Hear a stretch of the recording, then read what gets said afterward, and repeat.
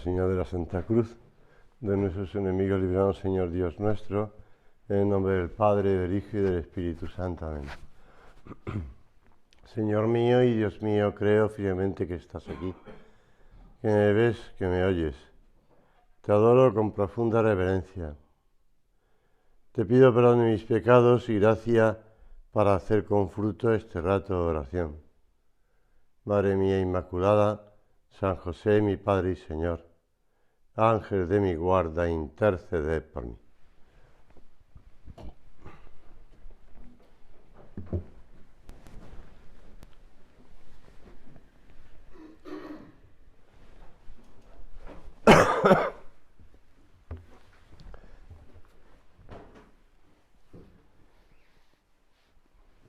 Yo soy el buen pastor.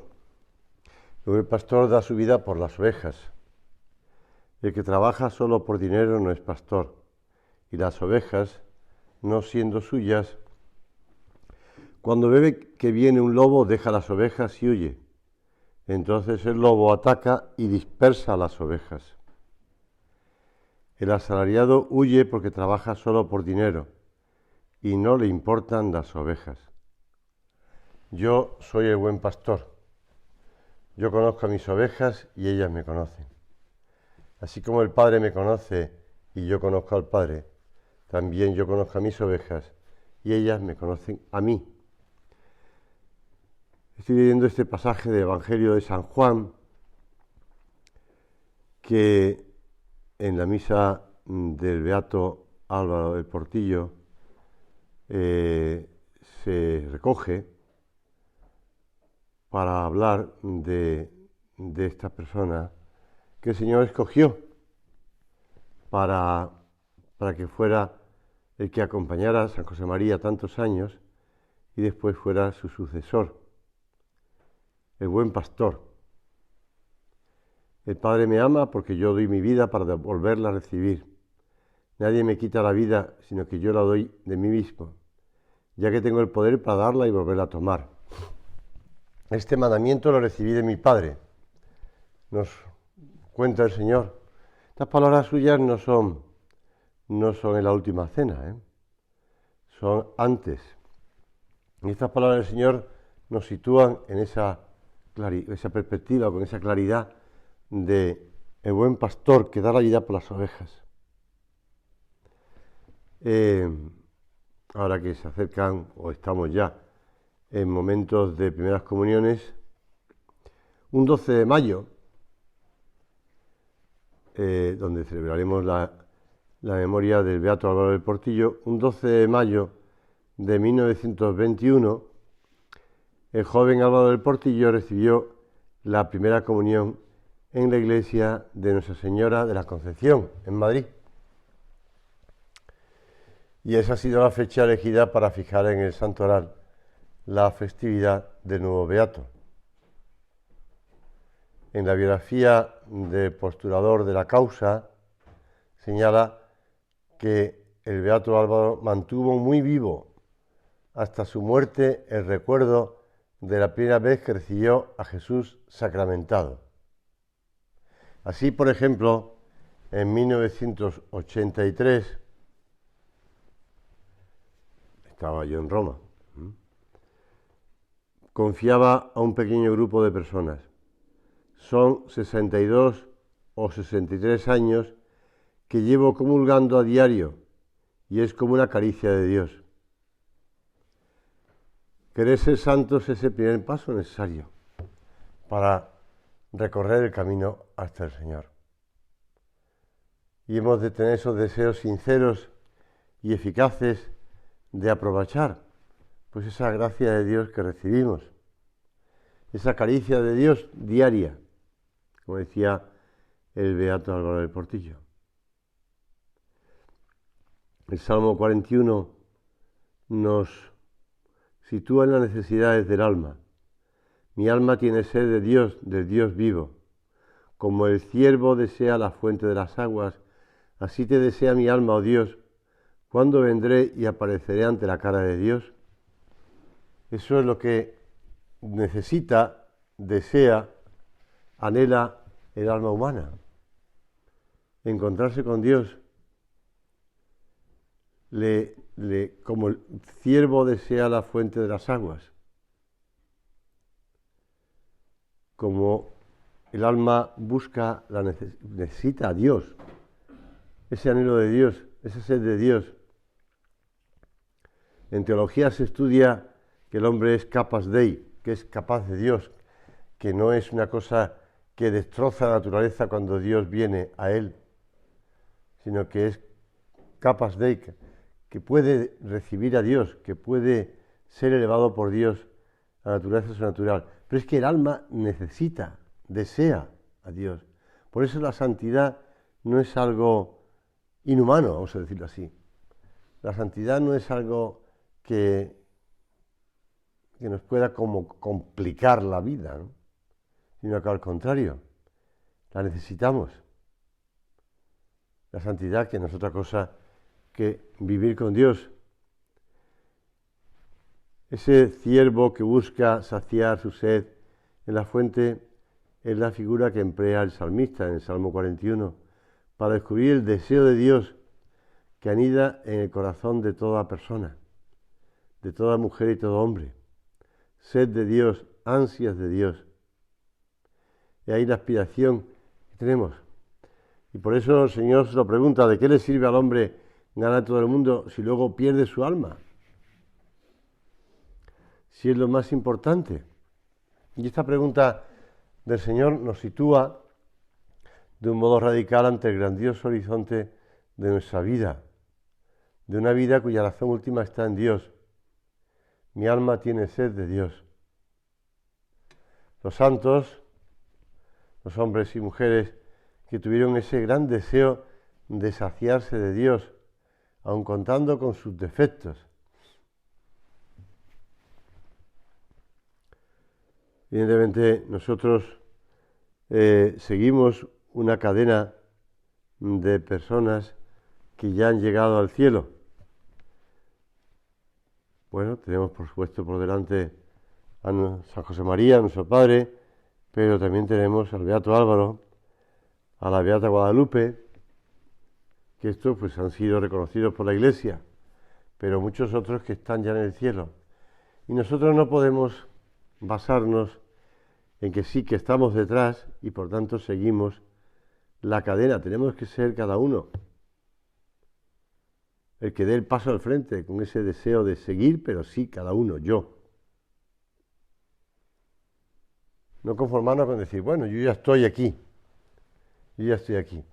Cuentan que cuando Isabel II le concedió el título de Marqués de Castillejos a un general, al general Juan Prim y Prats, pues al terminar la ceremonia se le acercó pues otro marqués de rancio abolengo y le dijo con cierto retintín, Marqués, ahora somos iguales usted y yo.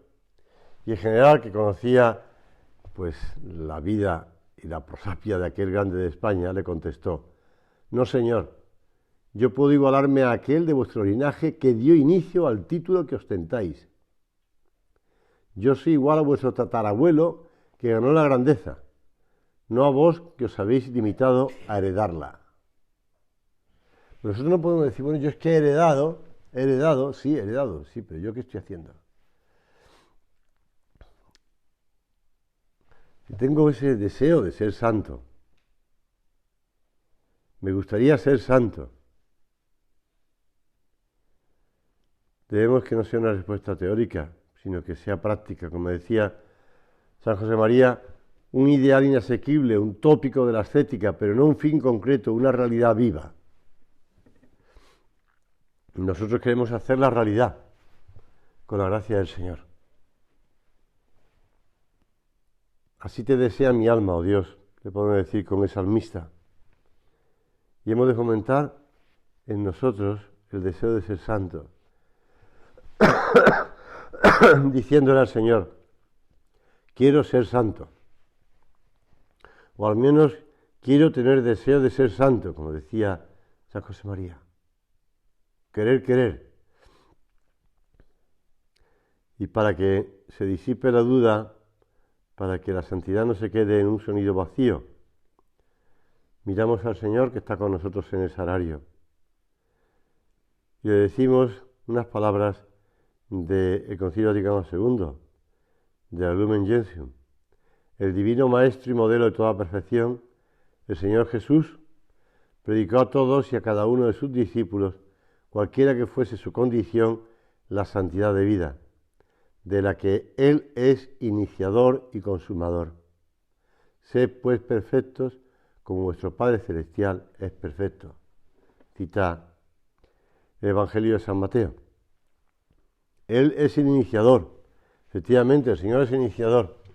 ¿Y nosotros qué somos? Como ese marqués tataranieto del que inició, o somos nosotros también, pues, imitadores y consumadores. Si no fuera así, nunca se nos habría ocurrido la posibilidad de aspirar a la santidad, ¿de acuerdo? Porque seguimos los pasos de Jesús, que es el camino, la verdad y la vida. Pero Jesús la plantea como un mandato: sed perfectos. No si os gusta, si os apetece, si os ilusiona, si nos atrevemos. Por eso añade la propia Lumen Gentium: quedan invitados y aun obligados todos los fieles cristianos a buscar insistentemente la santidad y la perfección dentro de su estado.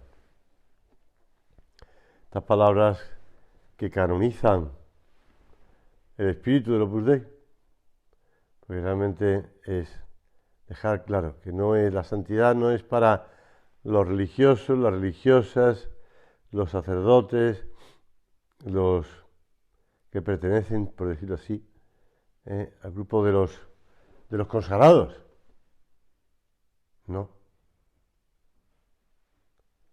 Alguien que vio la película esta que se está poniendo en los cines, que recoge la vida contemplativa de monasterios, de mujeres y de hombres de España,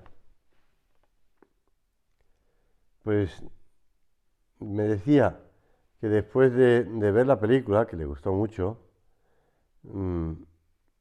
entendía lo que tantas veces decía San José María, que estas personas que viven esa contemplación apartado del mundo, encerrado en un convento, en un monasterio, esas personas entienden muy bien lo que significa ser contemplativos en medio del mundo. Porque lo explican de un modo u otro, pero lo van hablando también de esto, de la contemplación en medio del mundo, en las circunstancias ordinarias de los laicos, de hombres y mujeres casados, solteros, que buscan celibato, que buscan esa santidad. Por eso, en la Sagrada Escritura, el profeta Daniel es llamado vir desideratum, varón de deseos. Ojalá también nosotros tengamos ese deseo, tener deseos, querer ser santos, decisión de emprender ese camino con el firme propósito de recorrerlo hasta el final, como decía Santa Teresa, aunque me canse, aunque no pueda, aunque reviente, aunque me muera. No mirar las dificultades, los problemas, el paso del tiempo, que lleva consigo pues una edad, unas limitaciones, unas experiencias y malas experiencias. Por eso decía San José María en Surco: deja que se consuma tu alma en deseos de amor, de olvido, de santidad, de cielo. No te detengas a pensar si llegarás alguna vez a verlos realizados, como te sugerirá algún sexudo consejero. Avívalos cada vez más, porque el Espíritu Santo dice que le agradan los varones de deseos operativos que hace poner en práctica en la tarea cotidiana. No sé la razón de este punto de surco, y cuando habla de ese sesudo consejero, pues a lo mejor pues, podía ser la típica persona con experiencia que plantea, pues, oye, ¿de verdad que te quieres meter en este camino de entrega, de santidad? ¿Tú estás seguro de que si podrás llegar al final? ¿Tú piensas que de verdad que... Párate a pensar si podrás. Párate a pensar y si después, con el paso del tiempo, te arrepientes, ¿qué? Y si después, pues te... Bueno, pues sí, es cosa que siempre se plantea, ¿no? Los sesudos consejeros.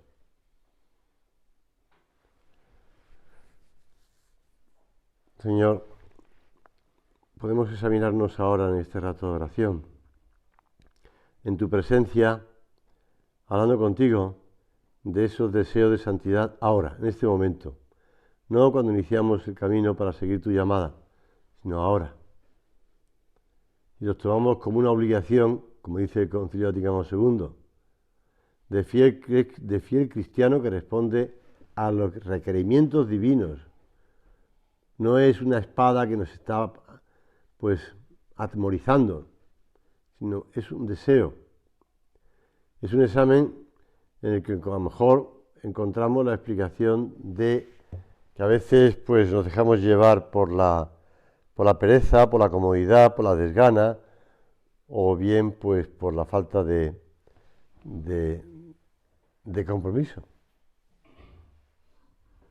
Me dices que sí, que quieres, dice Camino. Bien, pero ¿quieres como un avaro quiere su oro, como una madre quiere a su hijo, como un ambicioso quiere los honores, o como un pobrecito sensual su placer? No, entonces no quieres. Este punto de Camino no ha pasado ya a la antigüedad, no ha pasado de moda. Sigue siendo un punto muy, muy actual, porque el examen que hacemos nosotros personalmente es un examen que hacemos cada día, y ahora concretamente en este rato de oración. Señor, te pedimos que nos ayudes a aumentar esos deseos de santidad con la virtud de la esperanza, esa virtud que tú nos das junto con tu gracia, con tu sangre divina, cuando recibimos los sacramentos, cuando hacemos un rato de oración, cuando estamos además ayudando a otras personas a que vayan desbrozando el camino para continuar en el camino hacia Dios, hacia la santidad. Si no hay esperanza de conseguirlo, pues efectivamente es difícil que pongamos los medios. Si se considera imposible, si pensamos que una meta no es para nosotros, tampoco la desearemos realmente. Y nuestra esperanza teologal se fundamenta en Dios, no en nosotros. Porque es sobrenatural. Es una de las 3 virtudes teologales. La conversión del centurión Cornelio demuestra que Dios no hace acepción de personas. San Pedro explica a los demás lo que ha sucedido. El Espíritu Santo descendió sobre ellos, así como sobre nosotros al principio. Nos acercamos a la fiesta de Pentecostés. La fuerza del Espíritu Santo no conoce límites ni barreras. Es más, aquellas personas todavía no habían recibido el bautismo, pero tenían el bautismo de deseo. Tampoco, como en el caso de Cornelio, que tampoco pertenecía a la raza ni al pueblo judío. Pues tampoco en nuestra vida personal el Espíritu Santo encuentra barreras, a no ser que tú no quieras continuar con la acción del Espíritu Santo. Desear ser santos. Si Dios no construye la casa, en vano trabajan los que la edifican. Desear ser santos, pero conscientes de que Dios es el que nos ayuda a poner los materiales para la construcción de la casa. es el que va abriendo paso, pues en nuestro caminar diario, a esa construcción del edificio de la santidad. Y la humildad, virtud fundamental, nos lleva a contar siempre y ante todo con la gracia de Dios. Recordad esas palabras del beato Álvaro cuando hablaba de su primera comunión. Esa gracia de Dios, esa caricia de Dios, ese detalle de cariño de Dios que viene a nosotros. Saber que el Señor es el que se nos entrega. Luego vendrá nuestro esfuerzo por adquirir las virtudes, por vivirlas continuamente. Y ese empeño por afán apostólico, pues no podemos pensar en una santidad personal sin contar con los demás. Sin la caridad, pues sería un contrasentido, ¿verdad? Deseo estar con Cristo también en la cruz, es decir, mortificados, de no rehuir el sacrificio ni en lo pequeño ni en lo grande, si es preciso. Señor, que no planteemos, pues, regateos, que no planteemos evitar, pues eso, renuncias, tratando de hacer compatible el amor contigo con lo que no te agrada. Debemos vigilar para alimentar continuamente en la oración esos deseos de santidad, pidiendo a Dios que sepamos luchar todos los días, que sepamos descubrir en el examen de conciencia en qué punto se está apagando nuestro amor. Los deseos de santidad se harán realidad en el cumplimiento delicado de nuestros actos de piedad, sin abandonarlos ni retrasarlos por cualquier motivo, sin dejarnos llevar por el estado de ánimo ni por los sentimientos, ni por el acostumbramiento, quitándole importancia a los detalles pequeños que son tan importantes, que son tan importantes. Si hablábamos antes de si el Señor no construye la casa, pues en vano trabaja. Pues también el pensar cómo se viene abajo, pues cómo se va descuidando la viña, cómo se va descuidando con esos detalles pequeños, esos detalles de abandono, de no arreglar pues esa ventana que está un poco estropeada, de dejar pasar pues que la puerta pues no cierra bien del todo, o bien que esa bombilla está fundida, o que pues son pequeñas cosas que no tienen importancia, evidentemente, la casa sigue siendo casa, pero vamos dejando pasar, y no me refiero a la casa física, ¿no?, sino a nuestra casa, nuestra alma. El alma que ama a Dios de veras, dice San Juan de la Cruz, no deja por pereza de hacer lo que pueda para encontrar al Hijo de Dios, su amado. Y después que ha hecho todo lo que puede, no se queda satisfecha, pues piensa que no ha hecho nada. Porque para tener al Señor no ha hecho nada. Esta es una anécdota que recogía de este sacerdote, y además pone el nombre.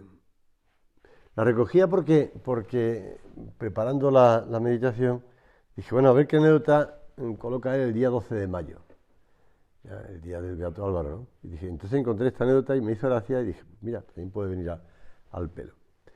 Y dije, don Pedro Montserrat, un nombre ya muy catalán, era vicario parroquial de San Pedro del Campo en Barcelona. En cierta ocasión, una chica le pidió que fuera a visitar y administrar los sacramentos a su padre, que estaba muy grave. Le indicó la dirección y se marchó. El sacerdote, pues, llegó a la casa donde había indicado la chica, subió al segundo piso, llamó a la puerta, le abrió una señora y le dijo, pues, ¿está aquí el enfermo? Y la señora dijo, sí, pase, aquí hay el enfermo.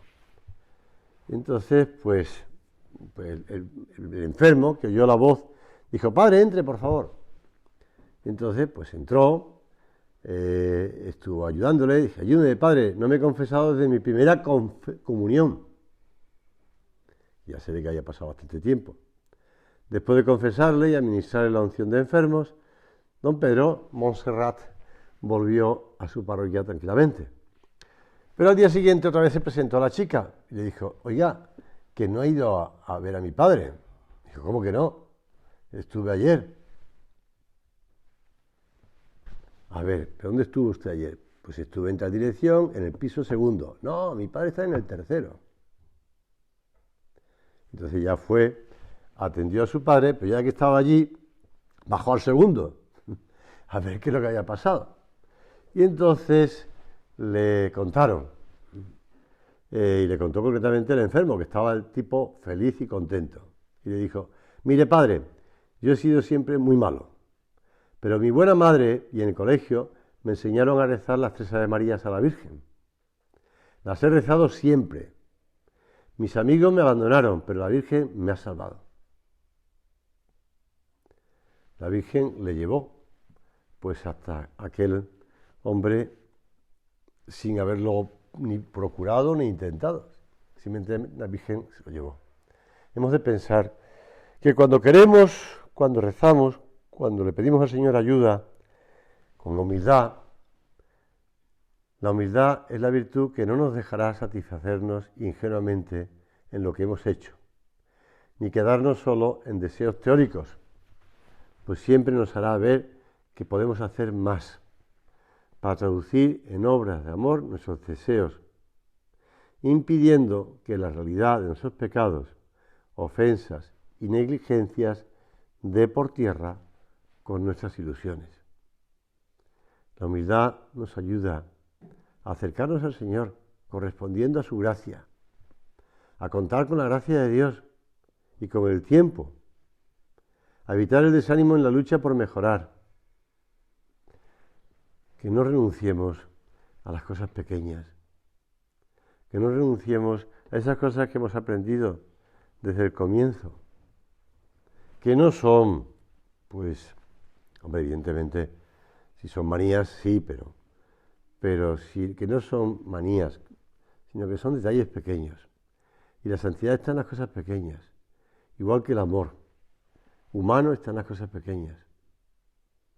Decía San Basilio, es propio de un alma cobarde y que no tiene la virtud vigorosa de confiar en las promesas del Señor, el abatirse demasiado y sucumbir ante las adversidades. No podemos dejarnos, pues eso, entristecer por las circunstancias externas, porque si aprueban esta ley, porque si aprueban esto otro, porque si hacen estos, que si unos y otros, que si el ambiente, que si además quieren acabar con esto, con lo otro, pues sí, uno puede entristecerse, pero Dios es más fuerte. Dios es más fuerte. Dios es mucho más fuerte. Y Dios se servirá de esas circunstancias contrarias para hacernos santos a nosotros y a muchas más personas. Pero quiere que nosotros nos fiemos de Él, confiemos de Él. Por eso hay que tener paciencia y no pretender desterrar en un solo día tantos malos hábitos, dice Tissot, en el arte de aprovechar nuestras faltas, como hemos adquirido por el poco cuidado que tuvimos de nuestra salud espiritual. El beato Álvaro había conocido al fundador del Opus Dei en 1935, cuando tenía 21 años, cuando se le hizo un homenaje en la Universidad de Navarra. Un profesor dijo que entonces la Iglesia Católica y su misión salvífica se manifestaron al joven estudiante de ingeniería como acuciante llamamiento, como don y tarea para toda su vida. Y desde entonces esa Iglesia, cuidarla, servirla, defenderla y dilatarla, fue de manera creciente hasta negar a ser exclusiva el horizonte de sus afanes en la tierra. Por eso el Señor nos concede más luz y nos ayuda. Esperemos con paciencia, decía Tissot, que vamos a mejorar y en vez de inquietarnos por haber hecho poca cosa en el pasado, procuremos con diligencia hacer más en el futuro. Acudimos a la Virgen. Madre nuestra. El beato Salvador del Portillo rezaba en Fátima. Estaba yo además, allí fuimos desde Galicia. Madre nuestra, tú acoges benigna las súplicas que los corazones de todo el mundo elevan, en la confianza de tu poderosa intercesión. Sé que nos oyes siempre, pero aún así hemos venido desde Roma para decirte lo que ya sabes, que te amamos, pero queremos amarte más. Ayúdanos a servir a la Iglesia como ella quiere ser servida, con todo el corazón, con entrega absoluta, con lealtad y fidelidad.